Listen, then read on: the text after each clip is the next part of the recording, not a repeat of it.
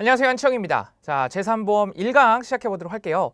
자, 일단은 항상 그렇듯이 이 1강 시청하시기 전에 2차 통합 오리엔테이션 듣고 오시고, 그 다음에 우리 책임근제보험과 자동차 보험 강의 먼저 듣고 오셔야 되겠다라는 말도 드리고요.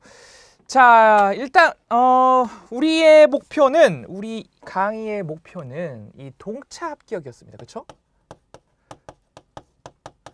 그래서 이 동차 합격을 위해서는 무엇보다도 우리에게는 사실 효율성이 중요하다. 효율성이. 그래서 두 가지를 강조를 드렸어요.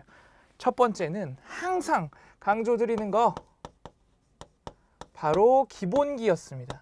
그렇죠? 기본기. 그리고 이 기본기를 이제 응용할 수 있는, 실전에 응용할 수 있는 출제자의 시각을 갖도록 하자. 그래서 이것을 위해서 무엇이 필요하다? 기출 분석이 필요하다.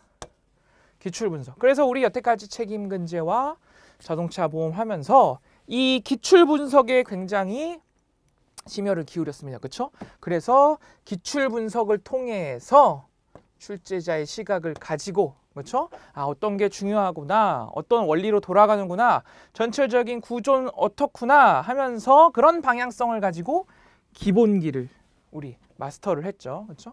그래서 이 두 개가 합해져야 사실은 이제 응용이 된다.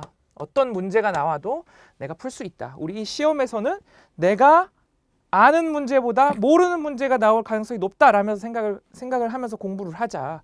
그렇죠? 그래서 어떤 문제든지 우리가 대응할 수 있도록, 어떻게든 답안을 쓸 수 있도록 하기 위해서는 특히나 이런 것들이 중요하다라는 것이었습니다. 그렇죠?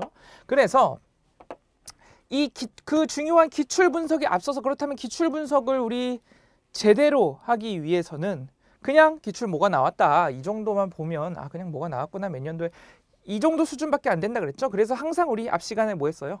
가장 첫 번째 시간에 해당 과목의 구조와 어떤 원리, 그렇죠? 개요 부분을 좀 다룬 다음에 여러분들이 우리가 기출 분석에 갔을 때 아, 이런 내용이 나왔구나, 여기서 이런 내용이 나왔구나, 이런 내용은 왜 나왔구나, 어느 파트에서 얼만큼이 나왔구나가 여러분들이 이제 눈에 보이는 거죠. 이런 기본적인 개요를 알고 가야, 구조 원리를 알고 가야. 그렇죠? 그래서 기출 분석하고 이렇게 해서 이 2차 과정을 마스터하는 것이 우리의 계획이었다라는 말을 이제 1강이니까 또 한번 드리고요. 자, 그렇다면은 이제 그러면 제3보험에 대한 이야기를 해보도록 하겠습니다. 제3보험. 자, 제3보험 개요에 대한 이야기를 조금 해볼까요? 진행을 해볼까요? 그러면 제3보험은 어떤 식으로 구성이 뭐냐면 사실 이거예요.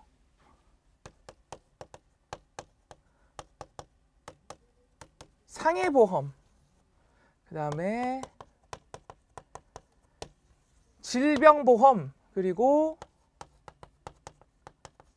간병보험, 이 세 가지를 일컬어서 제3보험이라고 합니다. 자, 이 세 가지의 공통점은 뭐예요? 세 가지의 공통점은 바로 이것이 우리 상법에서 봤던 임보험이라는 거예요. 임보험. 자, 임보험은 보험의 목적이 바로 사람입니다. 사람. 보험의 목적이 사람이에요. 자, 그렇기 때문에 제3보험 시험에서 중요한 특징 중에 하나는 뭐냐면요. 우리 약관이 이제 여러 파트로 구분이 되죠. 그 중에 계약 일반 사항들 해서 있었죠. 근데 책임근제보험과 자동차 보험 우리 표준 약관 할 때는 사실 이 부분에 대해서는 크게 다루지 않았었어요. 그렇죠? 자동차 보험도 한 강의 정도를 우리가 할애하면서 심플하게 다뤘었습니다. 그렇죠? 자, 그런데 제3보험에서는 이 부분이 굉장히 중요해요. 굉장히. 왜? 임보험이기 때문에. 자, 볼까요? 자, 일단은 우리가 했던 책임근제보험은 근간이 뭐였어요? 어떠한 구조 원리를 갖고 있었어요? 자, 피보험자가 어떠한 행위를 통해서 피해자가 발생을 했습니다. 그렇죠? 따라서 피보험자는 이 피해자에게 배상 책임이 생겨요. 그렇죠? 그래서 이것을 담보하는 것이 보험을 통해서 담보하는 것이 책임보험이었습니다. 책임보험. 따라서 책임보험의 근간은 이 책임이었어요. 이 책임이 무슨 책임이냐? 무슨 뭐 불법행위 책임이냐? 채무불이행 책임이냐? 보관자 책임이냐? 이 책임에 따라서 보험의 종류가 나눠졌습니다. 그렇죠? 담보의 종류가 나눠졌고 거기에 따라서 어떤 보상 기준, 한도 이런 것, 면책사유 이런 것들이 싹 갈라졌어요. 그래서 책임근제에서는 이 책임 부분이 핵심이었습니다. 이 부분. 이 부분에 대한 이야기가 가장 많았어요. 이 부분에 대한 이야기가. 그렇죠? 자, 그런데 이제 자동차 보험으로 와서는 자동차 보험은 두 가지로 구성이 되어 있었습니다. 책임보험과 대인배상이 있죠. 책임보험과 이제 내가 손해를 입었을 때, 즉 상대방이 다쳤을 때와 내가 손해를 입었을 때 이 두 가지로 나눴어요. 즉, 이 책임보험은 이 구조 원리를 그대로 가져오는 거죠. 다만 이 책임이 자동차 사고로 인한 것이에요. 자동차 사고로 인한.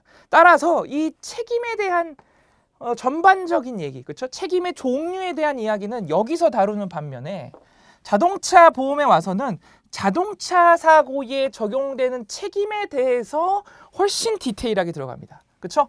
책임근제에서는 우리 책임의 여러 종류에 대해서 그리고 거기에 따라지는 보험에 대해서 전반적으로 다 다뤘다면 자동차 보험은 그 중에서도 자동차 사고에 관련된 책임들, 대표적인 이제 자배법상의 책임, 여기에 굉장히 포커스를 맞추죠. 왜? 책임보험 중에서도 그것이 특징이니까 당연히 거기에 대해서 다뤄야 되겠죠. 심도 있게. 그렇죠? 그리고 또 하나는 뭐예요? 또 하나는 우리 자기 신체 사고와 같이 내가 다쳤을 때 어떻게 할 거냐. 내가 다쳤을 때.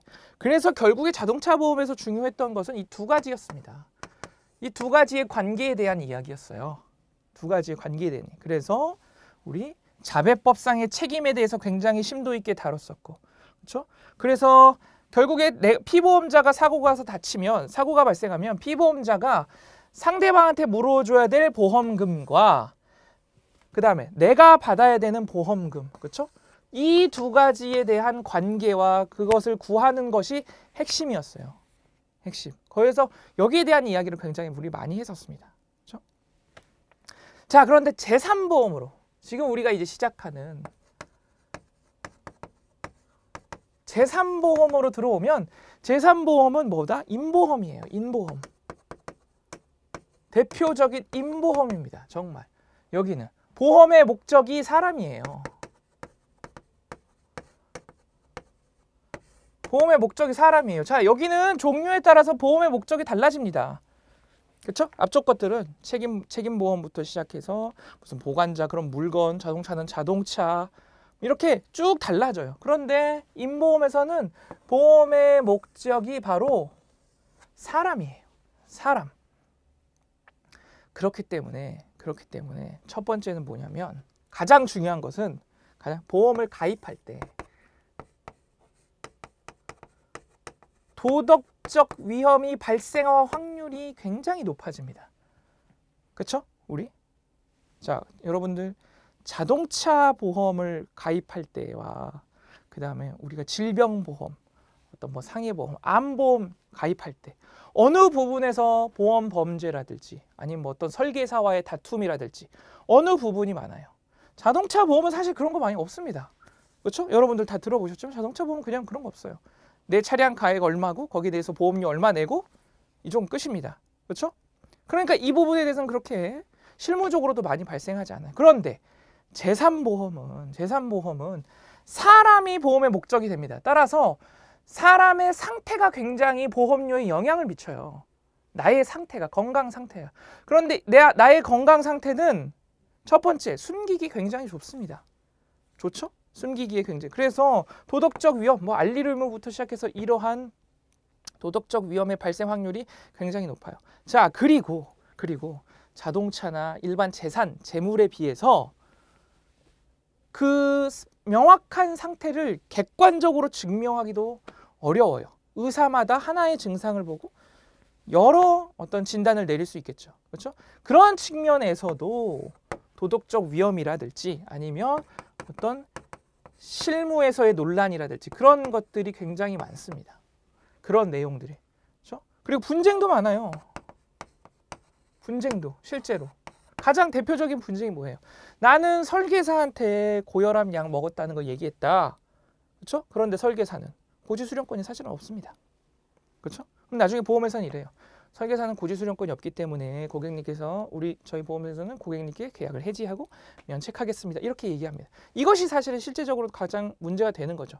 그러면 결국에는 이 부분 계약하고 가입할 때 굉장히 잘 해야 된다는 얘기예요.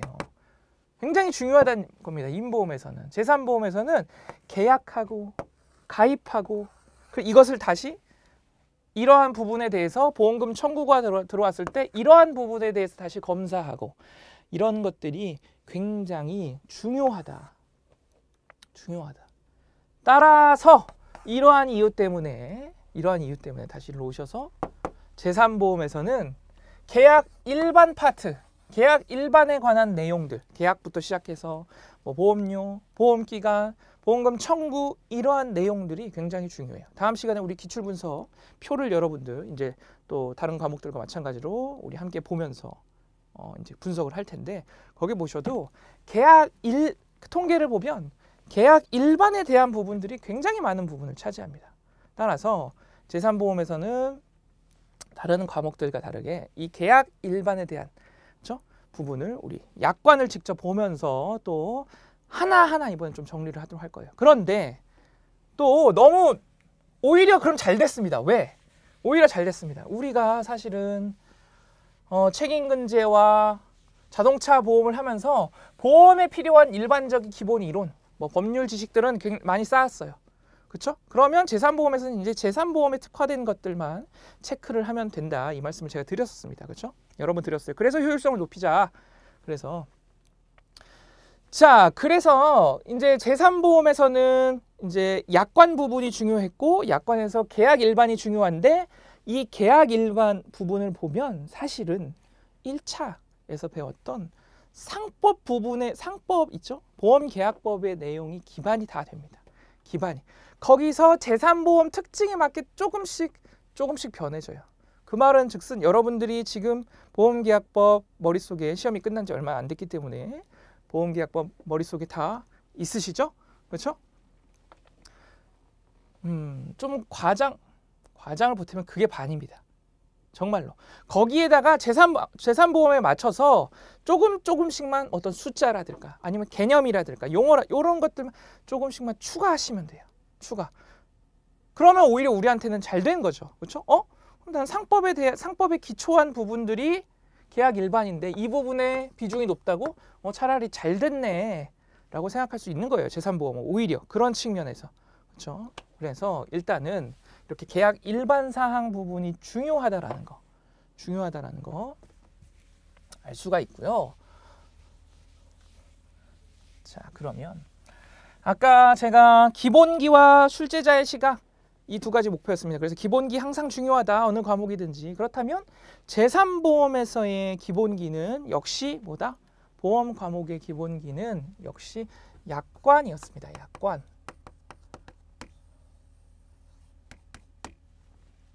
그렇다면 이 약관 어떻게 구성이 되어 있겠어요? 역시 표준 약관과 그다음에 특약들을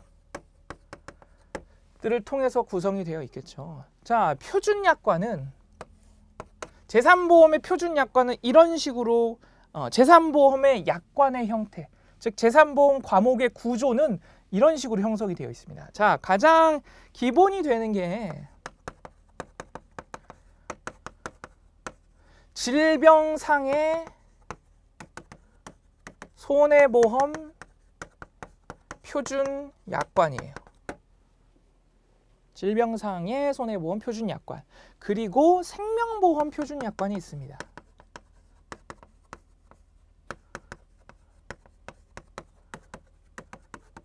생명보험 표준 약관. 그래서 제가 이 표준 약관 부분들 다 여러분들 첨부 파일로 해서 다 올려드렸었죠. 이번에도 마찬가지로. 혹시나 그리고 여러분들 지금 이것을 이제 유튜브로 샘플 강의 보시는 분들 계실 거예요. 그런 분들은 그 금감원 홈페이지 가시면 금감원 홈페이지에 안에 있는 검색창에 표준 약관을 치시면 최신 표준 약관들이 이제 올려져 있습니다. 그것을 통해서 또 보셔도 되겠어요. 자, 어찌됐든 기본적으로는 이런 구성을 가지고 있습니다. 이런 구성. 그리고 여기에 어떤 게 들어가냐면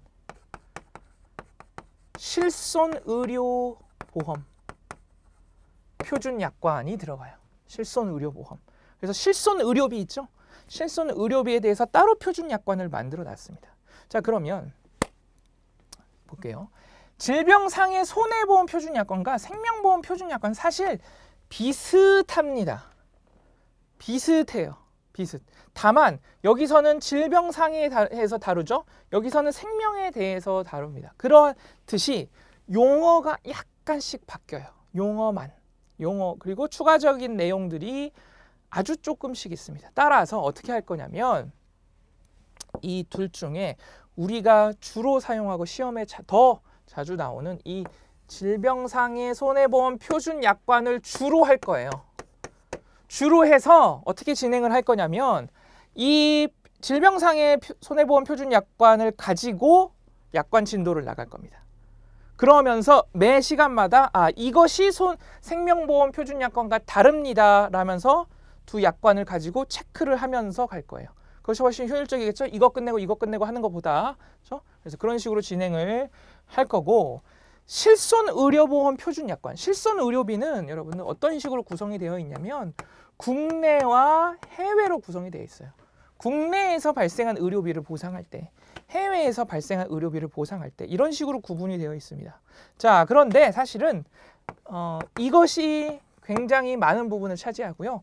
해외 의료비는 다른 부분이 한 장 반, 2장 정도 밖에 안 돼요. 그러니까 일단은 이것을 끝내시면 해외는 그냥 추가적으로 한 번 정도만 더 우리가 공부를 하면 충분하겠습니다. 따라서 이 부분을 먼저 끝내도록 할 거예요. 그래서 우리 질병상해 손해보험 표준 약관을 보면서 생명보험과 같이 비교해서 끝낼 거고, 그 다음에 실손의료보험 표준 약관 우리 보면서 국내에서 쫙 끝내고 나면 해외는 그 다음에 그냥 추가적으로 한두 장 정도만 하면 된다라는 거. 자, 그러면은 표준 약관에 대한 부분이 다 끝납니다. 사실 표준 약관에 대한 부분이 끝나요.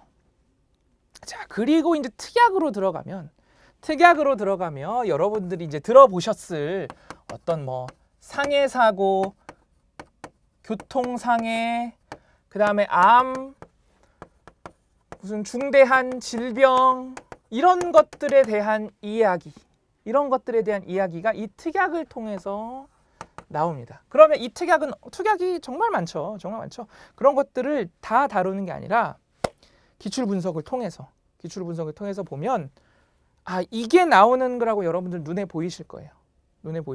그 필수적인 것들을 할 겁니다.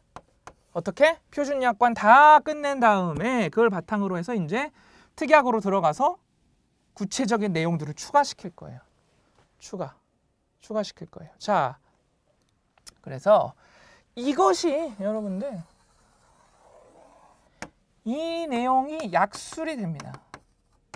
약술. 그리고 이 내용이 약술이자 사실은 계산이에요. 사례 계산. 이 내용이. 그래서 자동차 보험과 우리 자동차 보험도 분석을 해본 결과 사실은 사례를 해결하면 약술도 해결이 됐어요. 그렇죠? 그리고 또 반대로 약술을 모르면 사례도 못 풀었습니다. 왜? 보험금 자체를 계산하는 이 사례라는 게 자동차 보험에서는 어땠어요? 자동차 보험에서는 사례 문제를 하면 어떤 이론적인 논술, 그렇죠? 이론에 대한 거를 쫙 풀어 쓰는 것과 그 다음에 이제 계산하는 것, 이 크게 이 두 파트로 나눴습니다. 그렇죠? 그런데 자동차 보험에서는 이 둘의 비중이 비슷했어요. 오히려 어떤 문제는 이 이론의 비중이 높았습니다. 따라서 어떤 결론을 얻었어요? 우리 자동차 보험에서는 약술이 곧 사례다. 이론 모르면 사례도 못 푼다. 그렇죠? 그런 결론을 얻었었습니다. 그렇죠? 그래서 직접 기출을 보니까 아니냐 다를까 실제로 사례 문제들이 굉장히 많이 나왔어요. 사례 문제들이. 그런데 또 보니까 결국에는 그 사례 안에 이론을 쓰게 되어 있었습니다. 그런 형태였는데 재산보험도 사실은 그렇다. 재산보험도 단 재산보험은 뭐냐면요. 이 계산의 비중이 훨씬 높습니다. 계산의 비중이. 그리고 이 이론이라는 것도 여러분들 사실은 무슨 얘기냐면 이론이라는 것도 앞선 책임보험과 자동차보험은 법적인 것에 대한 이론을 싹 늘어나야 됐어요. 우리가 써야 됐어요. 그렇죠? 그런데 재산보험에서는 사실 이 이론이라는 것도 계산 이론입니다. 공식 쉽게 말해서 공식. 그리고 계산할 때 뭐는 빼고 뭐는 더하고 이러한 계산을 필요한 이론이에요. 그러니까 결국에는 계산입니다. 계산. 보험금 계산이 굉장히 중요해요. 보험금 계산이.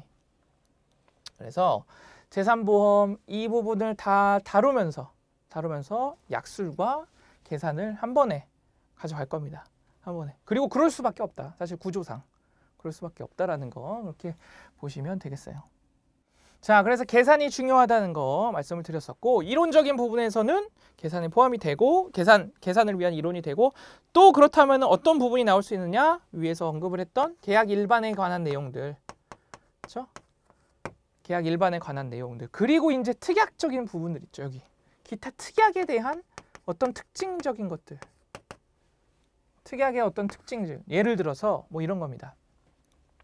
중대한 질병 특약이 있어요. 중대한 질병에 대한 특약들이 있습니다. 그러면 중대한 급성 심근경색 하면 일반 심근경색과 다른 더 심각한 상태니까 중대한이란 이름을 붙여서 상품을 만들었겠죠. 그렇죠? 그렇다면 일반 심근경색의 기준과 중대한의 기준은 어떻게 다르느냐? 이러한 것들. 그렇죠? 이러한 것들.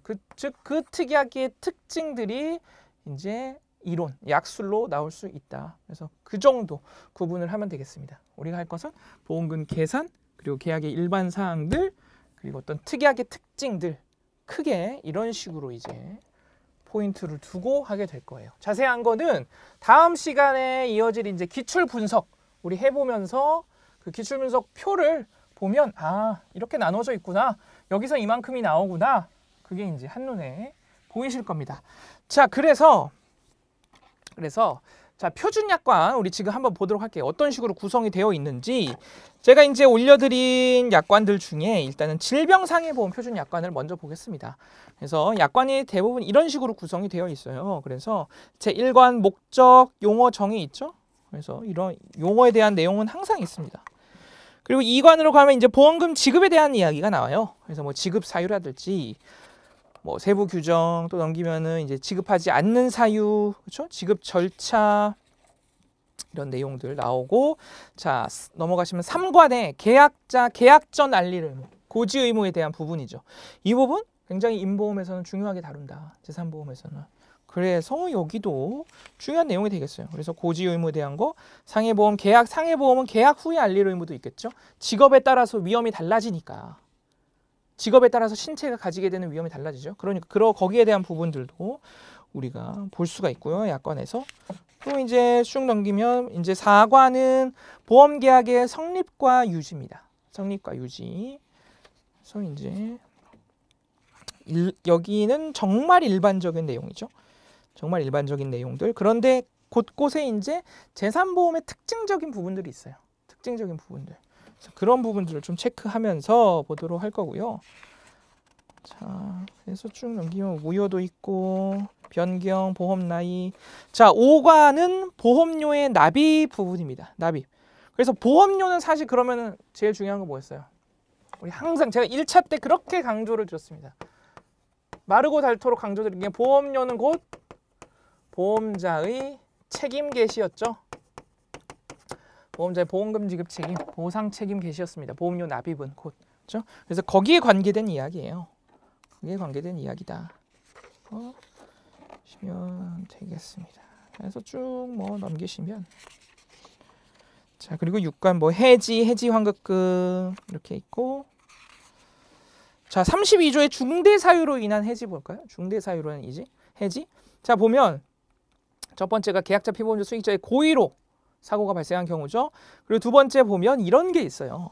보험금 청구에 관한 서류에 고의로 사실과 다른 것을 기재하였거나 서류 또는 증거를 위조 변조한 경우, 그렇죠? 이러한 경우에도 해지할 수 있다라는 겁니다. 그렇죠? 임보험에서 굉장히 많이 일어날 수 있는 부분들이 되겠죠. 그러니까 우리 이렇게 일반 사항들을 이러한 내용들을 찾아서 볼 거다. 자 그리고 마지막으로 7관의 분쟁의 조정에서 이거야말로 이제 정말 이제 공통적인 부분이 또 있죠. 이렇게 해서 기본적으로 약관이 구성이 되어 있습니다. 그래서 생명보험 약관도 비슷해요. 다만 용어가 조금 달라집니다. 용어가 좀 달라지고요.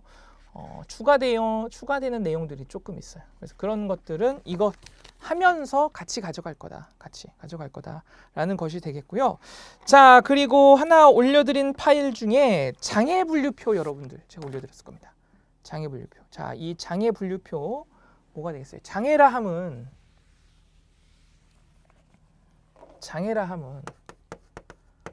상해나 질병에 걸렸습니다. 그렇죠? 그럼 여기 상해나 질병에 대한 치료가 다 끝나고 나서 완치되지 않은 후유증이라고 하죠. 그러한 증상들이 있어요. 그것이 바로 이제 후유장애입니다. 후유장애. 그래서 우리 자동차 보험 그리고 책임근제 보험에서는 이 후유장애를 뭐라고 불렀어요?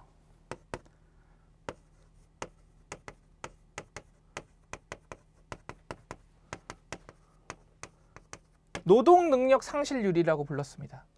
그렇죠? 이 장애율을 노동능력 상실률이라고 불렀어요. 그래서 내 장애율이 만약에 50%면 내가 갖고 있는 100이라는 노동력에서 50%가 상실이 된 거다. 따라서 앞으로 나는 매월 수입의 50%의 손해를 본다라는 개념으로 적용을 시켰습니다. 그것이 바로 맥브라이드 방식이었어요. 맥브라이드 장애평가 방식이었습니다. 그랬었죠.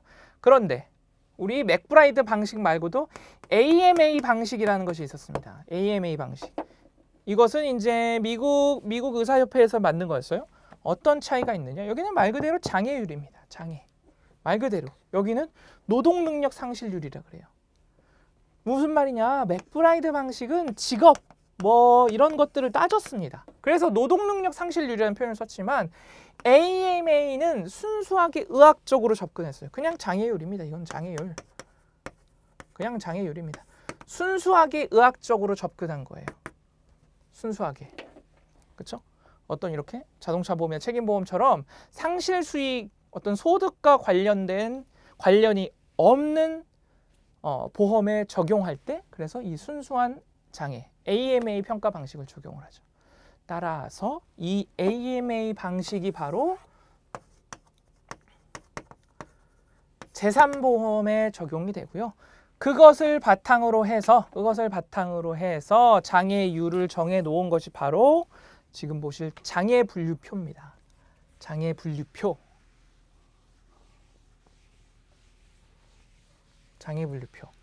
자, 이 장애분류표가 왜 중요해요? 자, 우리가 어떤 상해 부상을 당했습니다. 그럼 의료비 나오겠죠? 이거 실손 의료비 내용을 가지고 계산하면 됩니다. 자, 그런데 장애도 남았어요. 장애도 남았습니다. 장애도 보험금을 당연히 줘야 되겠죠. 그렇죠? 그리고 실무적으로도 사실은 실무하시는 분들 가장 그 문제가 논란이 많이 되고 분쟁이 많이 되고 하는 부분들이 바로 이 장애죠. 장애. 그렇죠? 왜 그러겠어요? 장애라는 것은 치료가 다 끝나고 나서도 남아있는 후유증입니다.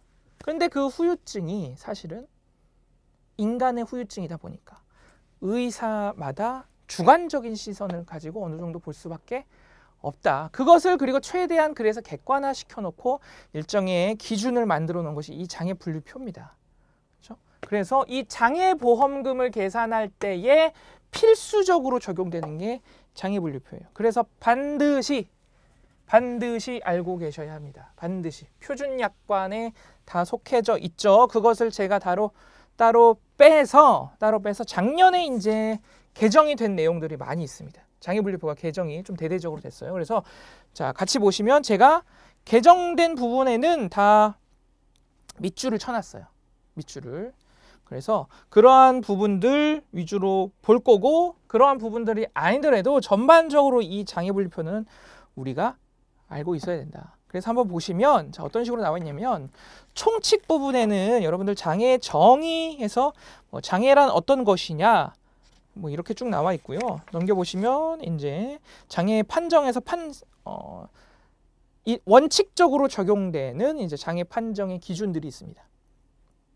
보편적으로 적용되는 장애 판정의 기준들이 있고요. 자, 그러면 이 신체 부위 보시면 지금 13개의 신체 부위가 있어요. 13개의 신체 부위가 자, 옆 페이지, 다음 페이지를 봐보세요. 그러면 하나하나 눈 나와 있죠. 그 다음에 귀, 뭐 코, 씹어먹거나 말하는 장애 이 부분이 되겠죠. 그리고 외모의 추상, 여기 어떤 흉터 같은 거, 척추, 팔, 다리 이런 식으로 13개의 신체 부위가 구체적으로 이제부터 나가게 됩니다. 여기서부터.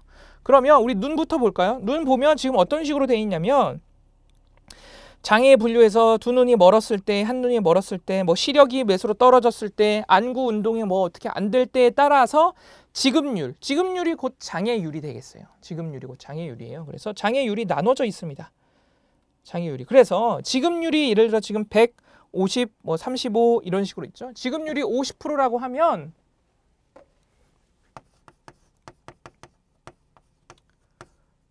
이것이 이제 장애율이에요. 이 지급률이 50%라고 하면 보험금은 얼마일까요? 그렇죠? 이제 여러분들 공부하셨으니까 여기서 이것만 가지고 보험금 구할 수가 없죠. 보험 가입 금액이 필요합니다. 보험 금액 또는 이제 보험 가입 금액이죠. 우리가 설정을 해놓습니다. 그래서 보험 금액을 예를 들어서 1억으로 설정을 해놨어요. 1억으로. 후유장애 보험 가입 금액을 1억으로 설정을 해놨습니다. 그런데 내가 이제 장애율이 50%가 됐어요. 그러면 어떻게? 보험금은 1억 곱하기 50% 하면 됩니다. 50%. 이렇게 적용을 시키는 거예요. 이렇게. 그래서 사실은 그러면 선생님 이거 숫자 지급률을 다 외워야 돼요? 라고 물어보실 수 있습니다. 다 외우실 필요는 없어요. 다 외우실 필요는 없고 이걸 어떻게 저는 사실 저는 다 외웠었습니다. 근데 그 기출 분석을 여러분들 해보면 사실은 이 지급률 부분은 주어져요. 숫자 부분은 다 주어집니다. 사실은. 그러면 문제는 뭐냐면 문제는 그 밑에 있는 장애 판정 기준들이 있죠. 예를 들면 이런 거예요. 우리 눈에 장애 분류에서 이 한눈이 멀었을 때 지급률이 50%죠. 그럼 한눈이 멀었을 때는 어떤 건데? 한눈이 멀었을 때라는 객관적인 기준이 필요할 겁니다. 그냥 단순히 멀었으면 50%를 적용시키는 게 아니라. 그럼 그 기준이 밑에 나와 있어요. 장애 판정 기준 3을 보시면 한눈이 멀었을 때라 하면 눈동자의 적출 뽑아내는 거죠. 빠진 거. 적출은 물론 명암을 가리지 못하거나 겨우 가릴 수 있는 상태를 멀었다라고 합니다. 멀었다. 자, 그럼 뭐가 중요하겠어요? 장애 분류표에서는 지급률 숫자는 사실은 주어집니다. 주어져요. 그러면 그 지급률을 적용시키기 위한 기준이 필요합니다. 기준이. 여기서 말하는 기준, 이 기준들이 바로 시험에 나온다. 그래서 시험에는 환자가 어떤 부상을 당했다, 현재 증상이 어떻다, 그러면 그 증상을 이 장애 기준에서 생각을 해내서 지급률을 적용을 시켜야 되는 거죠. 지급률을. 그럼 선생님은 이거 지급률 다 외우셨다며요? 저는 성격이 약간 그래서 아주 간혹 보시면 아주 간혹 이 숫자를 한두 개 비워놓고 여러분들 정말 몇 년에 한 번씩, 그것도 배점이 높지도 않습니다. 사실 한두 개 비워놓고 이런 문제가 아주 간혹 있었어요. 아주 간혹. 그런데 그거를 위해서 여러분들께, 그렇죠? 이것을 제가 항상 순위를 정해드리죠. 2순위로는 여러분들 외우셔도 괜찮습니다. 2순위로. 그런데 1순위로는 이 숫자까지는 외우실 필요가 없다고 생각합니다. 1순위로는. 그 효율성이 그렇게 크게 미치지는 못해요. 어차피 우리가 기출분석 보면 아시겠지만 숫자들은 다 주어집니다. 그래서 정말 내가 이거 다 했다, 공부 다 했다, 그러면 그때 숫자를 외우시면 되겠어요. 숫자를. 그래서 시간이 나면 여러분, 작년 강의에서는 제가 이 숫자를, 지급률 숫자를 외우는, 그러니까 이제 지급률도 보시다 보면 규칙성이 조금씩 있습니다. 이 숫자들도. 그래서 이것들을 좀 쉽게 외우는 방법을 또 뭐 소개해드리고 했었는데, 사실은 또 아까 말씀드렸듯이 숫자를 외웠다는 게 그렇게 큰 의미가 있는 것인가, 그래서 좀 생각을 해보게 돼서요. 일단은 꼭 외워야 되는 부분에 있어서는 숫자는 지급률 자체는 그렇게 크게 중요하지는 않다라는 거. 나중에라도 시간이 제가 남으면 파이널이라도 가서 이 숫자를 외우는 방법에 대해서 따로 시간이 나면 또 우리 얘기를 해보도록 하고요. 자, 어찌됐든 그렇게 해서 이 밑에 있는 결국엔 장애 판정 기준이 중요하다는 겁니다. 그러니까 뭐 예를 들면 가장 이제 실무에서 많이 만날 수 있는 게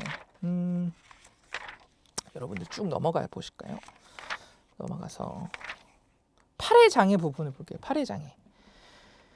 자, 팔의 장애 3, 4, 5, 6을 보시면 3, 8의 3대 관절 중 3개의 관절이 이렇게 있어요. 3개 관절 중에 하나의 관절의 기능에 대한 이야기입니다. 그래서 6을 보시면 3대 관절 중 관절 하나의 기능에 약간의 장애를 남긴 때 5% 되어 있어요. 그렇다면 약간의 장애란 뭔데? 장애 판정 기준을 보시면 쭉 내려가셔서 10을 보실게요. 10. 관절 하나의 기능에 약간의 장애를 남긴 때를 하면 뭐냐면 10의 가를 보시면 해당 관절의 운동 범위 합계가 정상 운동 범위의 4분의 3 이하로 제한된 경우입니다. 4분의 3. 그러면 장애 그 진단서에 정상 운동 범위도 체크가 되어야 되고, 그렇죠? 정상 운동 범위도 체크가 돼야 되고 실제 운동 범위도 체크가 돼야 됩니다. 그래서 정상 운동 범위와 실제 운동 범위를 비교해 봤더니 4분의 3 이하로 제한이 됐다. 그렇죠? 아, 그러면 이걸 적용시켜도 되겠구나라는 것이 되겠어요. 그래서 거기에 그런 식으로 이제 좀 문제가 어렵게, 그리고 굉장히 실무적으로 나온다면 이런 식으로까지 나오게 되겠고요. 그게 아니라면 그러한 내용들까지 다 포함해서 이것을 바로바로 적용시킬 수 있는 증상들을 줍니다. 그렇죠? 어떤 내용인지 아시겠죠? 문제가 좀 어렵게 나온다면 실제 운동 범위, 그리고 정상 운동 범위에서 실제로 운동되는 범위, 이것을 그냥 숫자로 줘요. 이걸 가지고 너네가 판단해라. 약간 어렵게 나온다면, 실무적으로 나온다면 이렇게 출제가 되고요. 일반적으로는 그것보다는 한 단계 쉽게 해서 바로바로 그냥 이 장애 판정 기준을 적용시킬 수 있는 증상을 주어집니다. 바로바로. 그냥 뭐 예를 들면 그렇게 운동 범위를 직접 주는 게 아니라 뭐 4분의 3으로 제한됐다. 뭐 이런 표현 같이. 그렇죠? 그래서 그런 식으로 난이도에 따라서 좀 나뉜다. 어찌됐든 중요한 것은 이 장애 판정 기준이 되겠어요. 장애 분류표에서 중요한 것은 장애 판정 기준이 되겠어요. 그래서 이런 것들 뭐 쭉 보시면 이제 다리도 있고 손가락, 발가락 대한 거, 흉복부 비뇨 생식기, 뭐 신경 정신 이쪽에 대한 이야기도 있고요. 그리고 이제 일상생활 기본 동작 제한에 따른 어떤 분류도 있습니다. 그래서 이러한 내용이 장애 분류표예요. 이러한 내용. 자, 그래서 우리 지금 그런 표준 약관에 대한 부분, 기본기에 해당하는 부분 뭐뭐 있었어요? 질병상해 표준, 질병상해 손해보험 표준 약관, 실손의료비 표준 약관, 그리고 이 장애 분류표가 있었었죠. 그래서 항상 말씀드리지만 재산보험 공부하실 때는 이 세 개를 반드시 여러분들 옆에다 두시고 항상 공부를 하시면 되겠다라는 거 그렇게 생각하시면 되겠습니다. 그렇죠? 자, 이것으로 이제 이번 시간 마치도록 하고요. 다음 시간에는 이제 우리 살펴본 내용들 바탕으로 해서 기출에 어떤 내용이 나왔는지, 그리고 어디서 얼만큼 출제가 됐는지, 무엇이 중요한지 이러한 내용들을 살펴보도록 하겠습니다.